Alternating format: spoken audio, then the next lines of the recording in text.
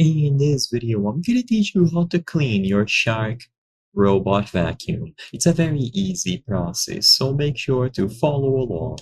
In this video, I'm gonna give you a general breakdown of the steps that you should take every 30 days or so to keep your Shark robot vacuum in good shape.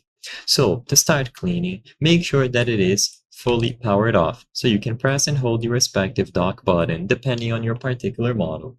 Once it is removed from its base and then fully powered off, you can begin. First, make sure to clear the sensors. You can use a cloth like this one and any sort of cotton swabs or Q-tips. Make sure that you clean any dust or debris around or inside of the sensors, and of course you wipe the surface, so any sort of smudges or obvious dust and debris that has been collected will come right off. This is more for superficial scratches or anything like that.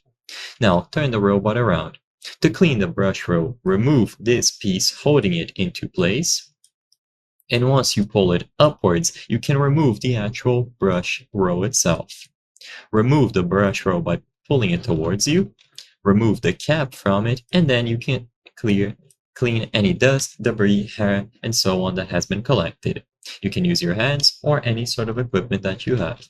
Make sure to clean the compartment as well, so you can use a little brush or a microfiber cloth inside of the brush row compartment. With this done, on the underside, make sure to clean the wheels so you can roll it with your fingers while cleaning them all the way through. And you can also clear any sort of additional brushes that you might have on the side connected to the robot. Once you clean the underside thoroughly, you can remove the actual bin. So remove the dustbin by pulling it towards you, then pull this clip upwards and you will be able to see the insides. Then you can discard of it on top of a trash can.